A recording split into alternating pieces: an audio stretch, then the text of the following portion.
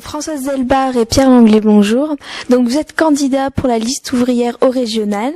Dans un premier temps, j'aimerais que chacun vous présentiez, que vous nous redonniez votre parcours politique ou votre parcours d'engagement, voilà. Bon, alors moi c'est Pierre Langlais, donc je suis professeur à Waterloo en lycée professionnel, prof de français et d'histoire-géographie. Et donc là c'est la première fois que je suis sur une liste aux élections régionales, c'est donc la liste lutte ouvrière. Troisième de liste dans le Nord, et c'est voilà une liste, de toute façon on se présente là pour dire ras-le-bol, il y en a marre.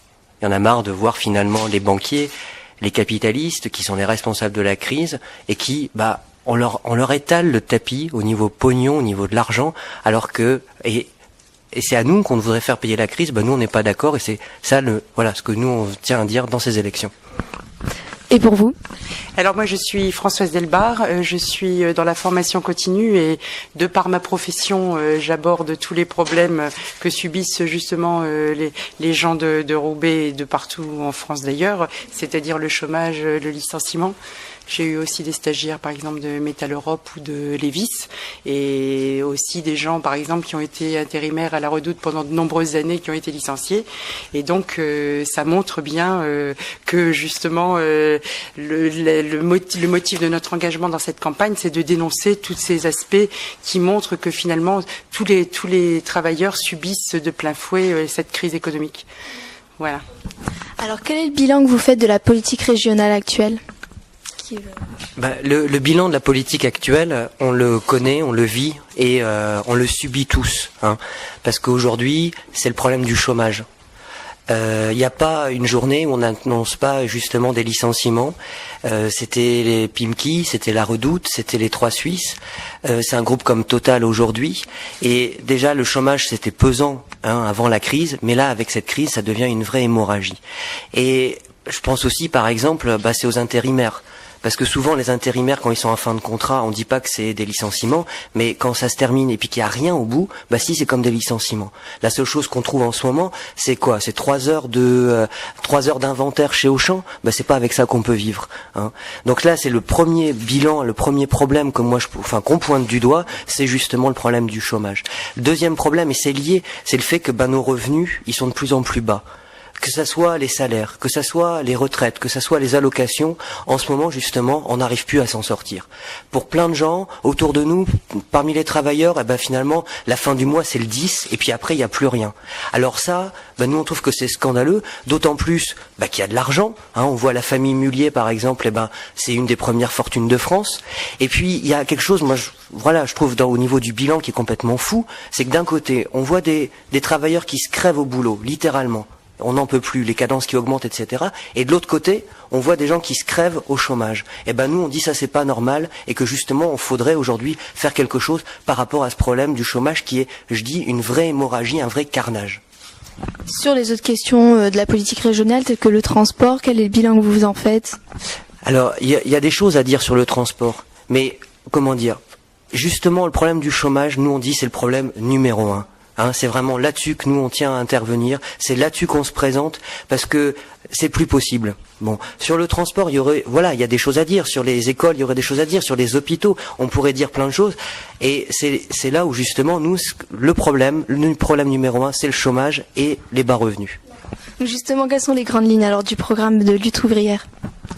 Alors, les grandes lignes du programme de lutte ouvrière, c'est de montrer que justement, cette crise, c'est pas une fatalité et que justement, on voit aujourd'hui, par exemple, les travailleurs de Total sont en train de réagir puisque justement, on voulait fermer la raffinerie de Dunkerque et finalement, l'ensemble des travailleurs de chez Total ont décidé de faire grève pour montrer que c'est absolument inadmissible cette politique qui fait que une entreprise qui en 3 ans a fait l'équivalent de 40 milliards de bénéfices ose nous mentir et dire que c'est nécessaire parce que soi-disant qu'ils feraient plus assez d'économies, que ça leur coûterait trop cher le raffinage, il faudrait arrêter cette raffinerie et mettre encore 850 personnes dans cette situation intolérable qu'est le chômage. Là, ils sont en train de dire non et de démontrer que justement les travailleurs ont une force et justement d'imposer l'interdiction des licenciements dans les entreprises qui font des bénéfices.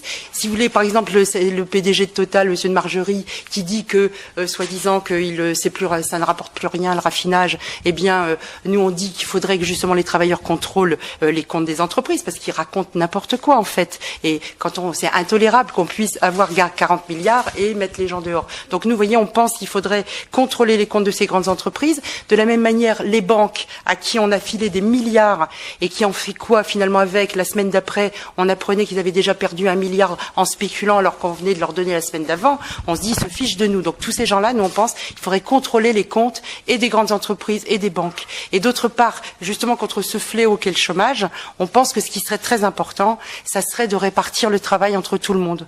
Parce que justement, d'un côté, il y a les gens qui crèvent au chômage, de l'autre côté, il y a les gens qui crèvent au boulot. Et je peux vous dire qu'on en rencontre et que c'est vraiment intolérable.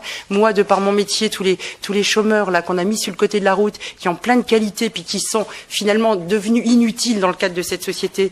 Et puis d'autres gens qui nous racontent à quel point on les pressure, qu'on met alors il y avait 10 personnes avant pour tenir une équipe, par exemple à Toyota, qui se retrouve peu qu'à 6. Et puis que quand même il faut faire le boulot. Et puis que les chefs ils sont derrière pour talonner les gens pour justement qui produisent plus. Bon, nous, on pense qu'il faudrait répartir le travail entre tout le monde. Donc, vous voyez, 3 grandes mesures, interdiction des licenciements, contrôle des comptes et partage du travail entre tous. Voilà. Alors, moi, j'aimerais connaître les enjeux de ces élections pour votre liste.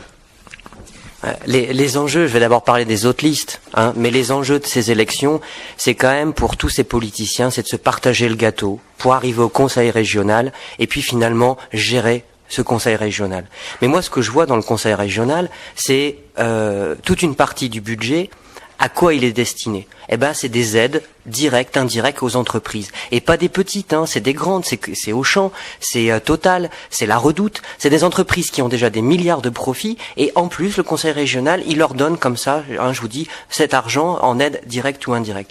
Nous, ce qu'on pense, c'est ce qu'il faudrait que cet argent-là, il serait bien plus utile si, par exemple, on embauchait directement dans les écoles, dans les hôpitaux. Et pas des contrats précaires, vous savez, pas les contrats où au bout de 6 mois, 1 an ou 2 ans, on jette les gens comme des malpropres. Non, on pourrait avec cet argent embaucher avec des vrais salaires et embaucher en fixe. Bon, voilà.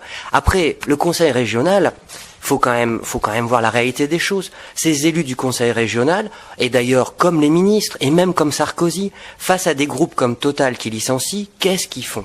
Rien. Ils sont à plat ventre. Ils sont impuissants par rapport à justement ces grands groupes capitalistes. Et c'est là où nous, on se dit, il n'y a pas d'illusion à avoir vis-à-vis des politiciens qui justement, au moment des élections, il s'agit dans tous les sens. Ils disent que c'est pas normal, par exemple, la fermeture de Total. Mais concrètement, qu'est-ce qu'ils font? Finalement, ils font rien. Parce que devant justement ces grands groupes, ils sont à plat ventre.